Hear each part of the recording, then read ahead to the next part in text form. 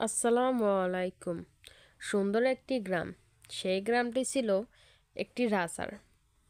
আর আমরা দেখতে পাচ্ছি যে তাজমহলের মতো করে তৈরি এটি হচ্ছে সেই রাজার বাড়ি। আর রাজাটির নাম ছিল মহারানা বীর প্রতাপ। তিনি খুবই সৎ এবং ন্যায়পরায়ণ একজন রাজা। তিনি কখনো তার গ্রামের প্রজাদের সাথে কখনো অন্যায় অত্যাচার করে না। সে সবসময় ভাবতে থাকে যে কিভাবে গ্রামের মানুষদের আনন্দে রাখা যায়, তাদেরকে উপকার করা যায়। সে তাই মানুষকে সাহায্য করার জন্য বিভিন্ন ধরনের খেলার আয়োজন করত। আর তার পাহারায় থাকতো সবসময় বিদেশ থেকে আনা সেনাবাহিনী। সে সেনাবাহিনীদেরকে বলল, আমি একটি খেলার ব্যবস্থা করতে চাই। খেলাটি হবে এরকম যে আমার বাড়ির আঙিনায় যেই পুকুর আছে, সেই পুকুরে যে সকাল থেকে সন্ধ্যা পর্যন্ত থাকতে পারবে এই শীতের মধ্যে, সে পাবে 1 ব্যাগ সোনা ও 1 ব্যাগ রূপা। এখন হচ্ছে পৌষ মাস, চতুর্দিকে অনেক শীত। সকালে কুয়াশা থাকে এবং ঘাসের উপর শিশির জমে থাকে। শীতে মানুষ ঘর থেকেই বের হতে চায় না। তাই আমি এই খেলার আয়োজন করলাম। তারপরে রাজার মন্ত্রী বেরিয়ে পড়ে এই ঘোষণা করার জন্য। গ্রামে গঞ্জে ঢাক পিটিয়ে কথা বলতে লাগে যে খেলার আয়োজন করা হবে। যে রাজার পুকুরে সকাল থেকে সন্ধ্যা পর্যন্ত নেমে থাকতে পারবে ওই ঠান্ডা পানিতে, তাকে পুরস্কৃত করা হবে 1 ব্যাগ সোনার মুদ্রা ও 1 ব্যাগ রূপার মুদ্রা। তোমরা যারা খেলায় অংশগ্রহণ করতে ইচ্ছুক তারা সবাই রাজদরবারে চলে এসো।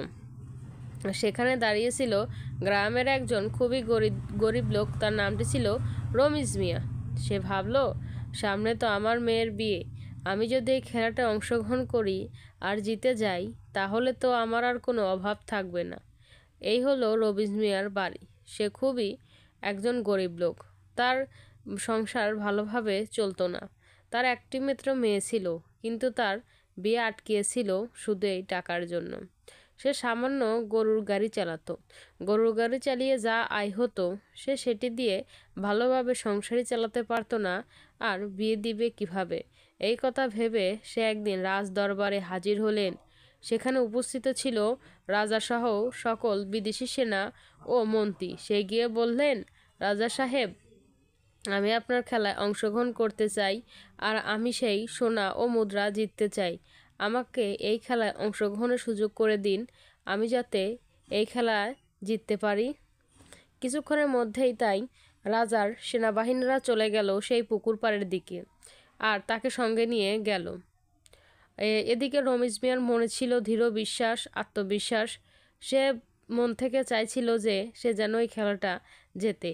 আর গ্রামের মানুষও সকলেই মন থেকে চাচ্ছে যে রমিজ মিয়া যেন খেলাটি জিততে পারে। এদিকে রমিজ মিয়া একদম পুকুরের মধ্যে নেমে গেল, আর পাশে দাঁড়িয়েছিল রাজার সেনাপতিরা। কিছুক্ষণ হয়ে গেল, একদম ঠান্ডা পানি কনকনে, তার গা যেন কেঁপে কেঁপে উঠছে। আবার কিছুক্ষণ পর ঠান্ডা শীতল বরফের মতো কুয়াশা পড়ছে। তবুও হার মানছে না রমিজ মিয়া। সে শীতের ভিতর ও ঠান্ডার ভিতর এই পুকুর পানিতে নেমে আসে। আর সে মনে মনে বলছে, আমাকে পারতেই হবে, আমাকে এখানে সন্ধ্যা পর্যন্ত থাকতেই হবে। তা না হলে তো আমি কোনো পুরস্কারই পাবো না, আর আমার সংসারও ভালোভাবে চলবে না, আর আমার মেয়ের বিয়েটাও হবে না। তাই আমাকে চলতেই হবে। এই বলেই হয়ে গেল সন্ধ্যা। সে খুবই কষ্ট করলো আর সন্ধ্যা পর্যন্ত টিকে থাকলো। তখন সেনাপতি বলল, তুমি পেরেছ রমিজ মিয়া, তুমি পেরেছ।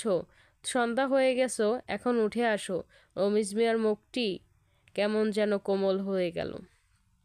আর এই খবর ছড়িয়ে পড়ল সারা গ্রামে ও রাজার কানে। তাই রাজা তখনই রাজ দরবার থেকে তার বাগানের দিকে যেতে লাগলো 1 ব্যাগ স্বর্ণ ও 1 ব্যাগ রূপার মুদ্রা নিয়ে। সে গিয়ে বলল, তুমি খুব সাহসী, তুমি খুব সৎ, তাই তুমি এই কাজটি খুব সহজেই করতে পেরেছো। তোমার মতো লোক আমাদের আরও দরকার। এই নাও তোমার পুরস্কার। তুমি এই পুরস্কার দিয়ে তুমি সকল কাজ এখন করতে পারবে। রমিজ মিয়া বলল, রাজামশাই, আপনাকে অসংখ্য ধন্যবাদ এরকম একটা মজার খেলার আয়োজন করার জন্য। আপনার মতো রাজা আছে বলেই আমরা প্রজারা এত শান্তিতে বসবাস করতে পারি।